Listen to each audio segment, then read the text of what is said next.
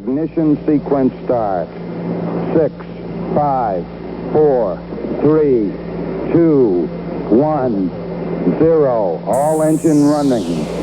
Liftoff. We have a liftoff.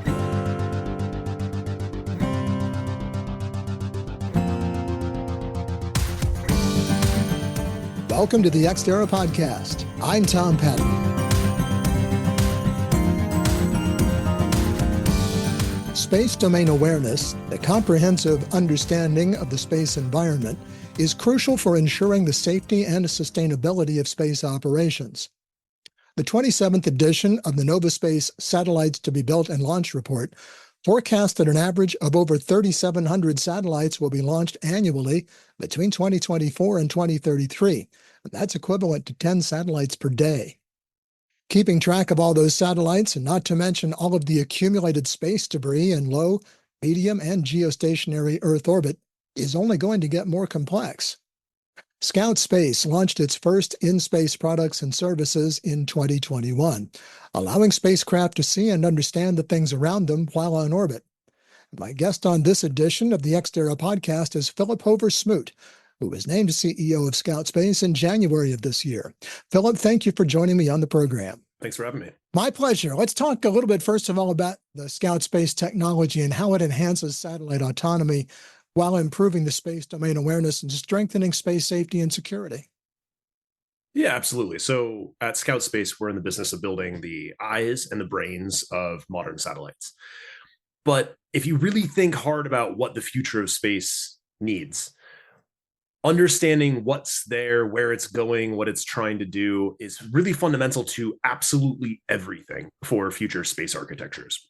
Whether you are doing a deorbiting mission, grapple and refuel mission, whether you're flying a high-value asset up in geo or transiting to cislunar space, every single one of those mission profiles has at least one or more material touch points to understanding what the space domain looks like, what's there, how safe is it, where is it going. So space domain awareness from our perspective is really crucial and fundamental to absolutely everything that we want to go off and go do in space. So when Scout was started, we started as a space sustainability company. And that's certainly still very much core to what it is that we do and how we think about the world and our kind of mindset as we're going off and trying to create real customer solutions for folks today.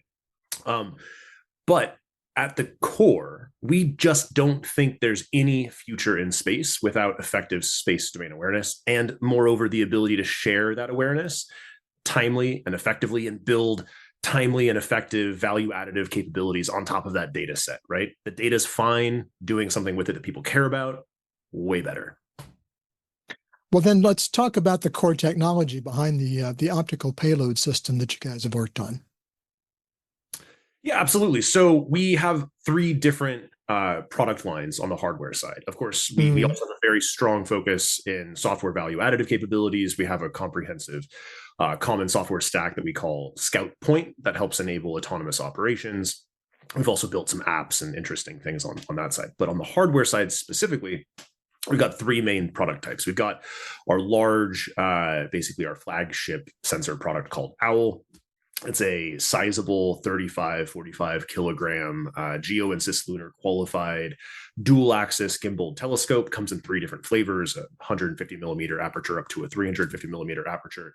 And we're designing that specifically to match some US Space Force and national security DRMs, design reference missions. Basically, what do they need to go off and go look at which frequency, at what relative resolution? And we're building specifically to address those needs. Now, there, of course, are some really interesting potential dual use capabilities for Owl, but for the near term, Owl's a national security sensor. That's what we're building it for. That's where it's going to be flying, hopefully as soon as 2026. Additionally, we've got two other flavors of sensors. We've got our middle market sensors that are really designed around some flexible, different configurations to support RPOD and servicing missions. That's everything from kind of small 1U form factor sensors for small cubes, all the way through multimodal 3U sensors that allow for RPOD and kind of classical orbital servicing vehicle, orbital transfer vehicle missions. it's a little bit of a hard family to quantify, because again, this world is so dynamic and kind of evolutionary at this point that it's hard to say, here's the widget that's going to serve it. So again, we've got everything from small, arguably fairly cheap sensors to go off and go provide some baseline level of situational awareness for a small CubeSat operator, all the way up through, here's a fairly performant multimodal sensor with IR or SWIR or something in addition to optical to go allow for both the identification and approach and eventual grapple and separation from an object on orbit. The sensing requirements for those two different things are just wildly different. So it's a little hard to kind of batch them all into the same family, but we're certainly trying to do that because we think it actually makes quite a bit of sense. Additionally, we're in the process of developing really just a fundamentally basic camera.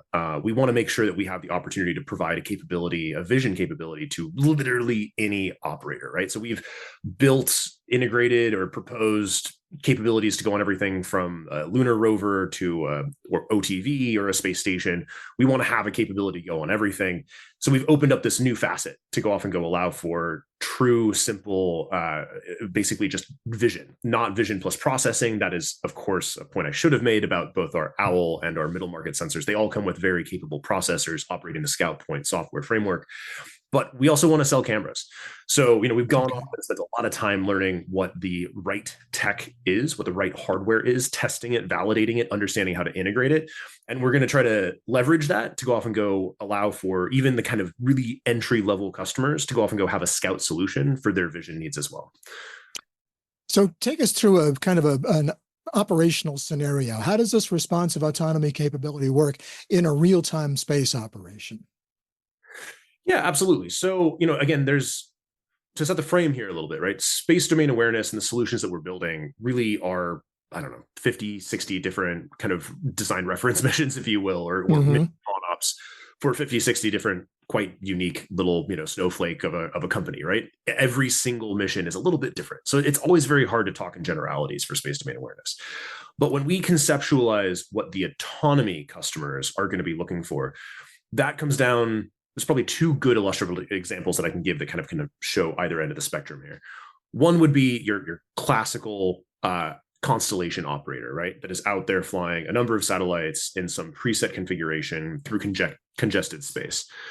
By enabling that and empowering that constellation with a vision plus autonomy capability, i.e. something more than just hey, there's a conjunction that might happen, you might want to take a look at it, but really to say, hey, look, this conjunction might happen because the object that's coming close to you is uncatalogued. And that bolt that flew off the thing that's never been in a catalog is about to hit you. You don't have time to get that data from the ground. Frankly, you can't get it from the ground anyways because the sensors aren't sensitive enough. Can't see it with optical from the ground because they're not sensitive enough. Right. But it's still going to hit you. What do? You have to have the ability to find the object, understand if the object actually poses a threat, and react. So in our mind, if you're flying a constellation, you've invested quite a bit of money into it. You want to protect it. You want to have the ability to know that, despite, yes, you can go pay the Leo Labs of the world a monthly fee to go get conjunction assessments, but there are still other things out there that they can't see that are a threat to the product. We want to enable those operators in the near term, right? And I'm talking about kind of the next couple of years to find, understand, and maneuver around those uncatalogued or cataloged but not accurately tracked objects. That would be a small maneuver, right? So when you think about autonomy, we also think about this in a decision-making framework being the be-all and end-all of this, as opposed to kind of traditional autonomy when we think about self-driving cars. So let me unpack that a little bit, right? So if you're designing a car to go be a self-driving vehicle, your problems are the problems we all know they have, right? They occasionally slam into a cyclist, or a grandma crossing the street looks like a tree, and suddenly the software doesn't recognize it as a person, and there's a problem. So that is not necessarily our problem on orbit, right? On orbit, you've got 6 degrees of freedom. Arguably, you can probably move a kilometer in any direction. You're not going to hit much, right? Space is right. The problem is, how do you get trusted data to allow you to make a decision? Once you've made the decision to maneuver, the actual maneuver is pretty straightforward. So we kind of think of autonomy as decision making. It's not really the actual maneuver part. Frankly, you just turn the propellant on and make sure you're pointing the right direction and move, right? Cool. We'll leave that to other people. We want to make sure that we're providing accurate federated learning capabilities that allow someone to take inputs either from our sensor or other sensors from satellite systems, and to make a decision that can be trusted to allow for that small maneuver. And that is how we think about autonomy. Additionally, the kind of flip side of that, so we talked about kind of that was macro constellation level, how to protect your assets. Mm-hmm. The other side of autonomy, of course, is the classical servicing economy opportunity. And I came from two different OTV companies, Momentous and Spaceflight. We built, the Vigoride and the Sherpas, some of the earliest OTVs. And I've seen firsthand the struggle of trying to understand how these missions can actually be licensed and operated, right? And the idea is sound. The opportunity is sound. But the problem is it's far more complex to go off and go actually safely approach and grapple with an object than you might actually think, right? And if you look at any of the federal government's regulators' reviews of these applications, there are a lot of questions being asked about, hey, how do we know that your algorithm's the right algorithm to do safe standoff and approach, right? So as you're getting closer to things on orbit, of course, the risk of collision goes up, and you don't always have the ability to communicate, right? Like, we don't have functional mesh networks on orbit.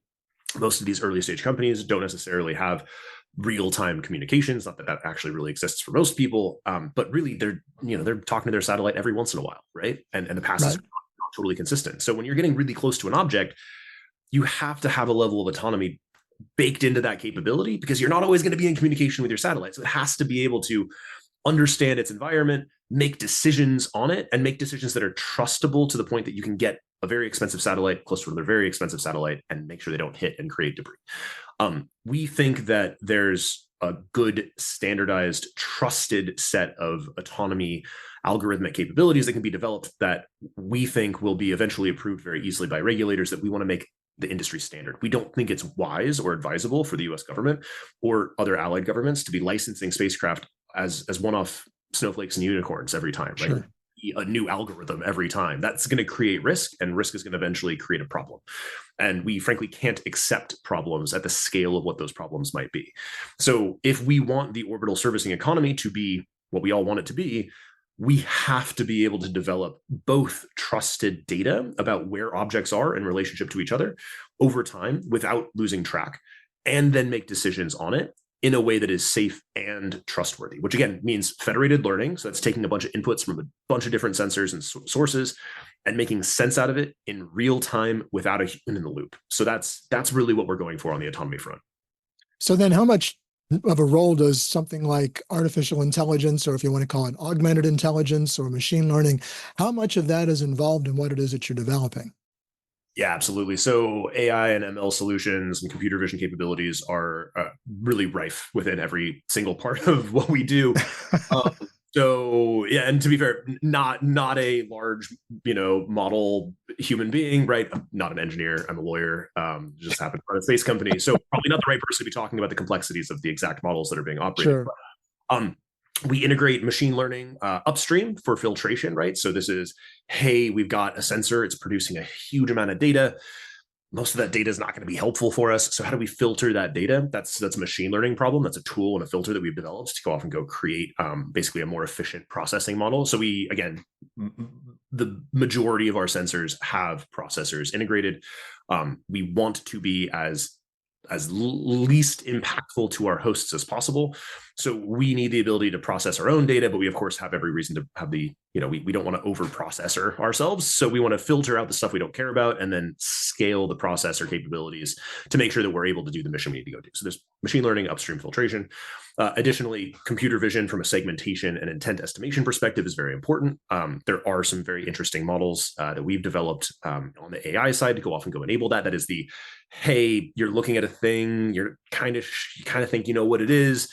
It looks kind of like this other thing, but no one's actually seen it from this angle before. How do you actually make a decision about what the thing is or what it's trying to do or what its capabilities are? So that's another kind of facet there as well. And then eventually, of course, this federated learning problem, which is actually quite interesting and extraordinarily complex.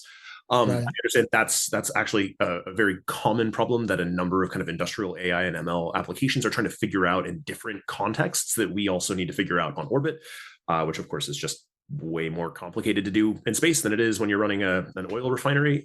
But that is also part of where AI will come in, right? How do you assign different levels of trust based on different parameters, dynamically changing parameters to make sure that you're making the best possible decision based on the data that's available? And that's a very, very important point, that federated learning problem that needs to be autonomously and intelligently able to adapt to dynamic environments is, again, exactly where we're going. And this is a bit of a struggle for, I think, people when they're trying to wrap their minds around the SDA world and autonomy, because we're not there yet, right?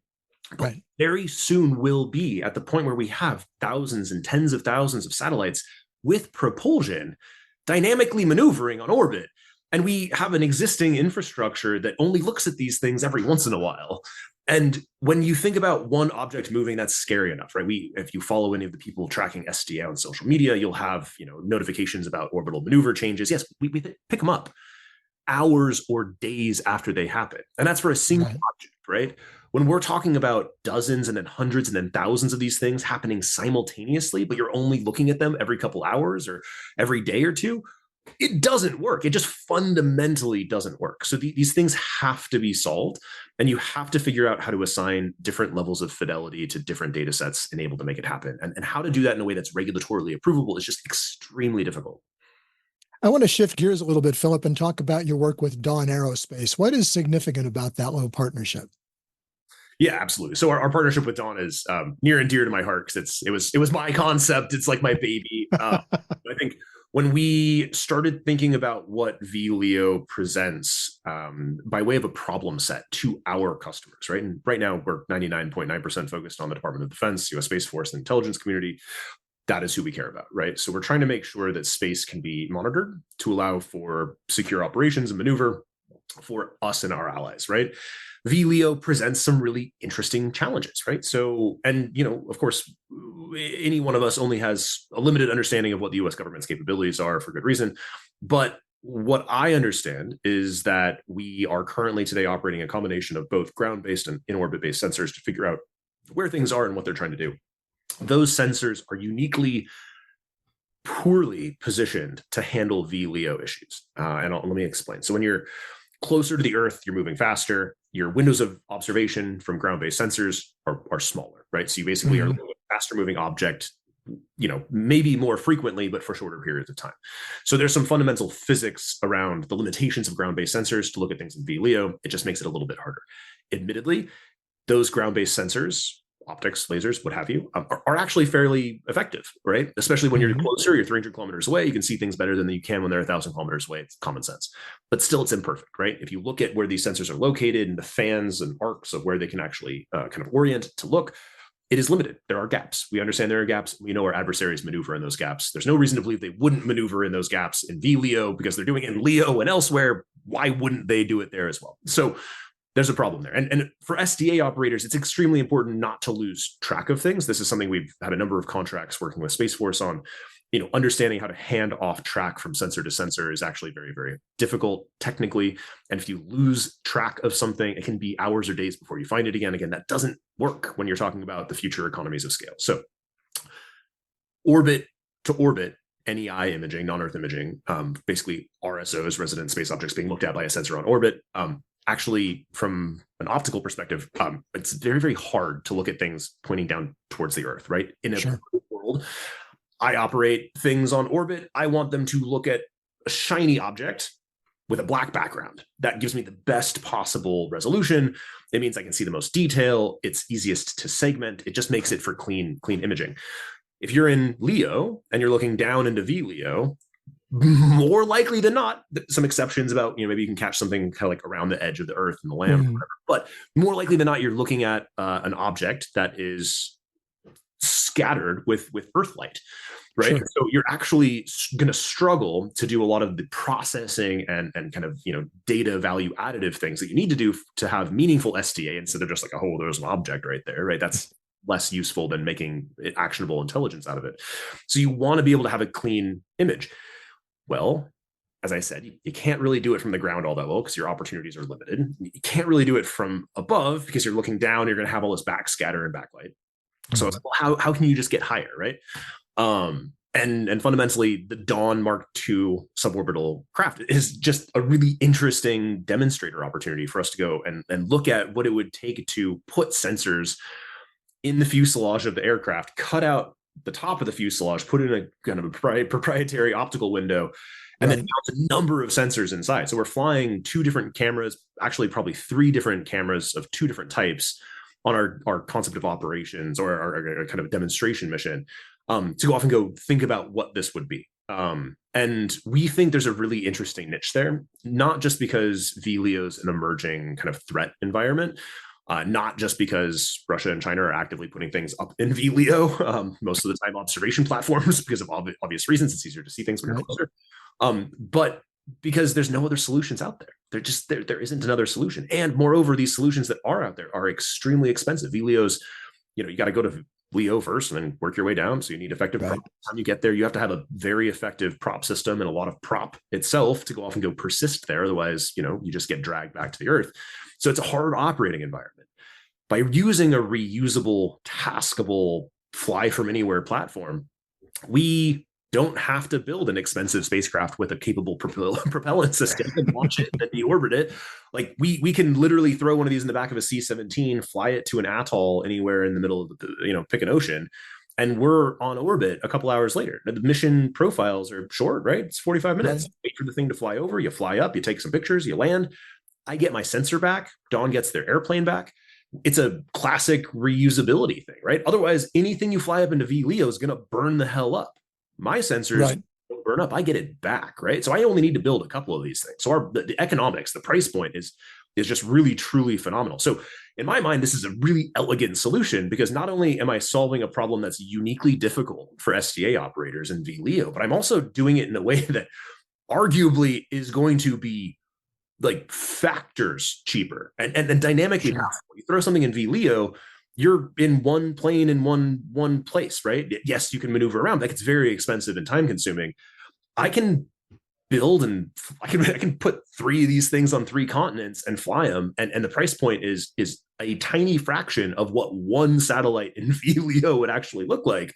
And I can be right up close and personal with these things in the future on kind of future variants of this that you just can't ever possibly achieve it anywhere near the same price point. So solving a problem that's an emergent problem that people really very much do care about. And I'm doing it at a price point by leveraging reusability that no one can touch. It's just an absolutely beautiful solution. My guest is Philip Hover-Smoot, CEO of Scout Space on the Xterra podcast. Take a moment right now to click subscribe to be sure you don't miss any of our podcasts, or if you're watching on YouTube, any of the videos from Xterra, the Journal of Space Commerce. Let's talk about you for just a minute, Philip. You said you're a lawyer, you're not an engineer, you're not a rocket scientist. How did you get involved in the space industry? Oh, that's a great story. Well, it's not a great story. But yes, I am a lawyer. I'm not a space guy. I'm not a traditional space guy at all. Actually, I don't have any kind of messianic space, ideology that a lot of people do in this industry. And it's impressive for those that have it. I just don't. I wanted to be a fighter pilot when I was a kid, and I wanted to get into aviation after law school. And honestly, I didn't really know how to do it. So I started doing a number of roles initially in kind of like air cargo operations and eventually into international trade. That led directly to working at my first aerospace defense company. It's a small entity now owned by TransDigm, a big entity in A&D. Went from there to a couple of roles at Raytheon, primarily supporting aircraft platforms, right? So I was 4th and 5th gen sensors and electronic warfare capabilities, primarily on the international side, right? So, FMS, DCS cases for weapon sales. I did that for a number of years, ended up eventually, from the Bay Area originally.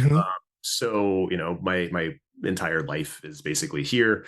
I was down in Southern California most of my time at Raytheon, and an opportunity to come back to the Bay Area to join a small startup in the space industry came up, and that was Momentous. So I joined Momentous as in-house counsel supporting regulatory matters, helped take them effectively from really like not really any employees at all the way through being a, $1.2 billion company. And then we went public and it went all totally sideways. They're still somehow surviving. Not totally sure how that's happened. But that was an interesting experience. Of course, there's a long history with that company and a lot of the challenges that occurred, some of which are still kind of a hangover for a lot of us today. There's a trial coming up in February. Fun times. So, in retrospect, probably should have just cut and run back to aviation world at that point. But moved from Momentous to spaceflight as general counsel, was general counsel at spaceflight for a while. Again, OTVs, launch aggregation, launched a lot of rockets, flew a lot of satellites, built a bunch of OTVs, fun times. Eventually helped handle the sale of that company to AE Industrials Portco called Firefly. exited as part of that transition, as people do in PE acquisitions, and then went to Scout as general counsel. As general counsel, though, as kind of a follow-on, right? So I had actually been working with the Scout guys for about 18 months prior to joining full-time as an outside counsel advisor, eventually as an investor, and I took a board seat as part of their seed round. So when I came on board as a general counsel, that was a very natural thing, right? I'd been around the team for a long time. I was already on the board. It was very natural. And then, of course, took over in January as part of the, kind of 5 years in leadership transition that we went through. So again, I'm just a non-traditional person. It's just, I don't know. I'm probably the least normal background of any space person running a space company at this point. But yeah. But that gives you an interesting perspective from my point of view. It seems like that it would give you an opportunity to bring kind of a different look at things, as opposed to as someone who's been entrenched in the space industry for years and years and years. You've got a fresh outlook on things. Yeah, I'd like to think so, right? I mean, and at Scout, we've taken a very intentional approach to how to kind of drive innovation and kind of be open to ideas. In fact, I was just out in DC for an all hands last week, and part of the all hands was an internal pitch comp, right? It was any idea, however situated, for whatever technology, like what can we do? Right? What's interesting?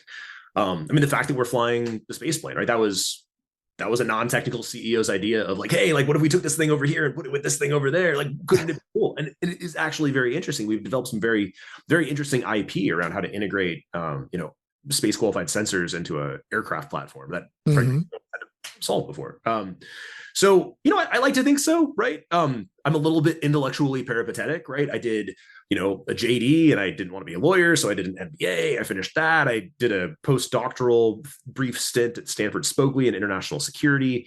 I worked on an LLM in maritime law at UCL London. I did a PhD briefly at Embry-Riddle in aerospace defense, mergers and acquisitions activity, neither of which I finished, to be clear. But I've always been just kind of like all over the map about what can be next, and I think there's a healthy level of that, right? That is, I think, one of those things that has kind of allowed me to integrate well into startup world, because there's a lot of this kind of like churny, like, oh my gosh, everything's different every 3 months and you need to be able to survive. But it is also, I think, it does help to provide a diverse perspective that probably annoys the hell out of my engineers, but sometimes engineers need to be annoyed. So then, Philip, from that perspective, what kind of role do you see for private companies in the evolving space sector? It's always been a government thing, and now it's not so much. How do you see that role? Yeah, well, so that's actually an interesting premise, right? So I don't totally agree that it's always been a government thing and now not so much.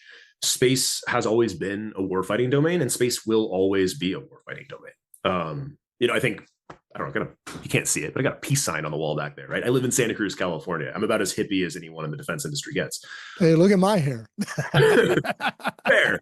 But, so while I don't hope for conflict, and frankly, I think if you read any of one of my earliest op-eds was about how space domain awareness can be an effective deterrent to future conflict, right? And I think that's actually real. That wasn't just fluff. There's a good deterrent capability for what we build. We're also sanguine to the reality that there may be conflict, and it may be in the near term, right? I think everyone understands that in 2026, we're looking at a significantly increased risk of conflict with China.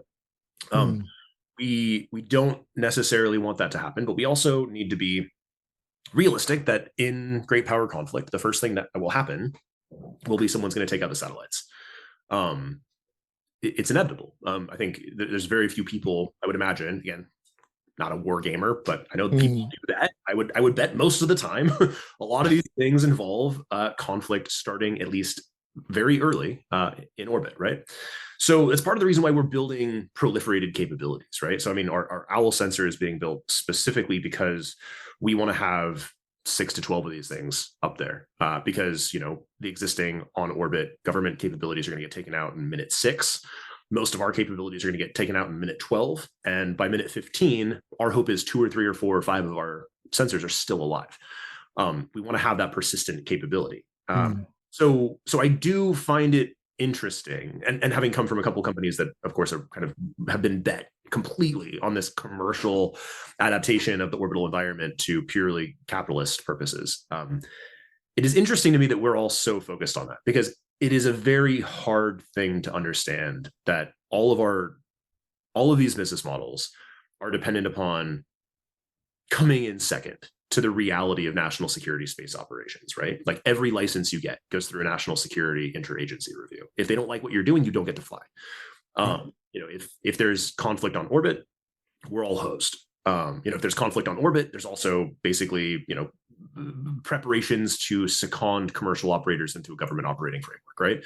And while I think that's actually good public policy, and we're actively involved in trying to help facilitate that and participate in that, we shouldn't pretend like that's not the reality of it, right? Like it is it's like operating a McDonald's, in Basra, right? Like, yeah, cool. Like you're operating a McDonald's in Basra, but the reality is you're in a protected area behind a fence, protected by government people, and you're only there because the government's let you be there. Technically you're a restaurant, technically you're commercial, but the reality is you're not. So again, I'm not trying to problematize the premise, right? I think I made that point, right? But it is interesting to think about how we all adapt to it. And, I think those companies that will survive will be those that understand that the needs of space operators will change as an increase in commercial operations are tolerated.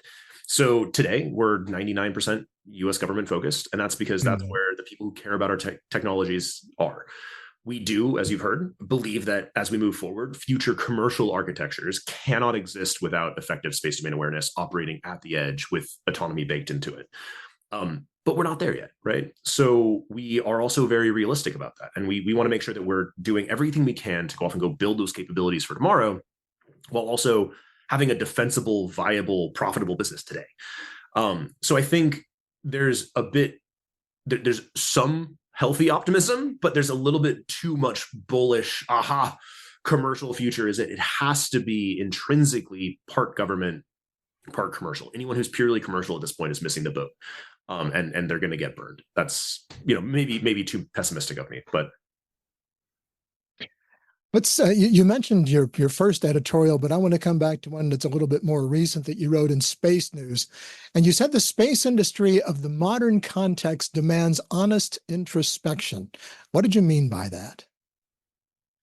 Yeah, I think there is a very strong incentive in startup world, in VC-backed world, to basically pitch optimism until your eyes bleed. And I think that's not necessarily healthy. I think there is a real opportunity in space, but to truly capture it, you have to be a bit realistic. It's not to say that you shouldn't take risks. It's not to say you shouldn't push the envelope. Far from it. I think there needs to be more of that, but it needs to be couched in realistic terms. Again, I've got the scars and the gray hairs to kind of show what happens when companies in the space industry have overhyped expectations of what the world will look like.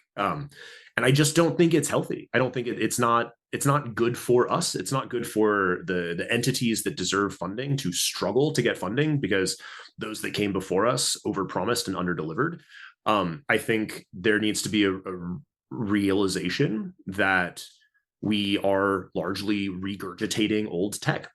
We are guilty of this as well, right? We are building space domain awareness capabilities when the first space domain awareness capabilities were started back in the 1960s, right? It's not new. And there are some really fascinating businesses out there that are taking truly novel approaches at things, right? Interloon is out there, trying to figure out how to mine helium-3 on the moon. That is a great example of something that is a highly specific niche bet. It's high risk, high exposure, but high reward. Those are the kinds of things that need to be rewarded and incentivized. But it's very hard today to go out and go raise money without basically everyone pivoting eventually to being a fully integrated bus operator, right?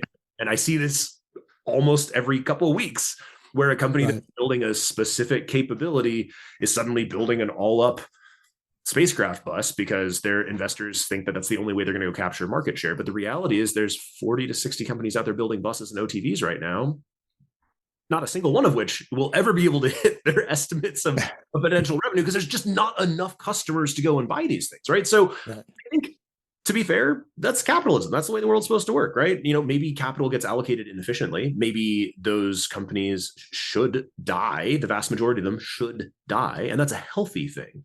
But I think we need to be realistic about the complexity of what we're building, why we're building it, and focus on the harder problems and stop funding things that don't have closable business models, that are just largely recreating government tech from decades ago at a commercial price point for customers that may or may not care. I'm old enough that I was around the aviation industry for a long time as well. And there have been a lot of companies that have sold a lot of vapor planes. Yep. And then I lived through the dot-com thing, and there was a lot of vaporware that was out there that never went anywhere. Are we in the same spot right now with the commercial space industry? So I think the space industry is overhyped in the near term and underhyped in the long term.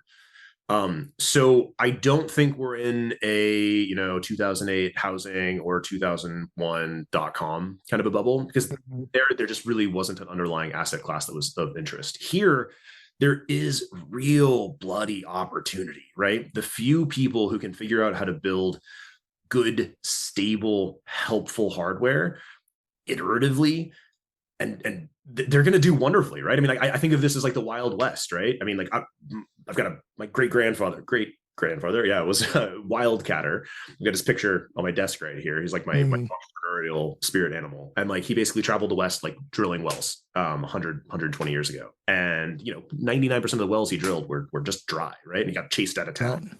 And then some weren't, and that changed my life, and that's extraordinary, right? And I think that's the same model and ethos that we can all take into the space industry today. There is real bloody opportunity.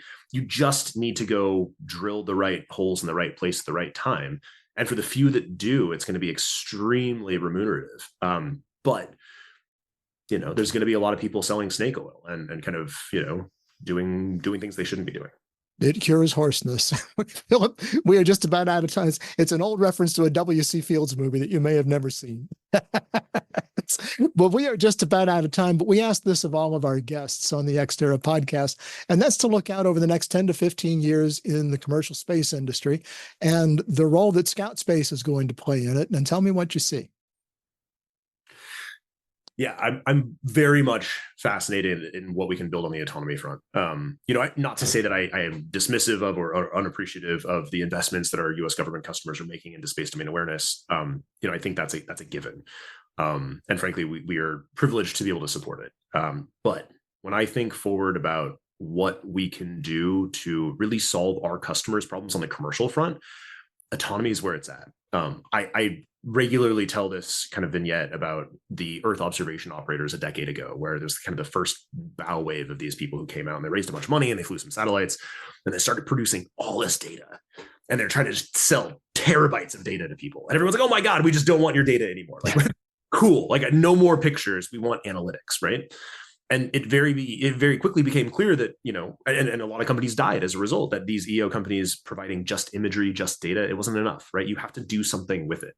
And we really think there's an amazing opportunity for what we can add with our data layer as the base, right? What can we build on top of it? Which is why we bought a small software company last year to go accelerate our autonomy capabilities.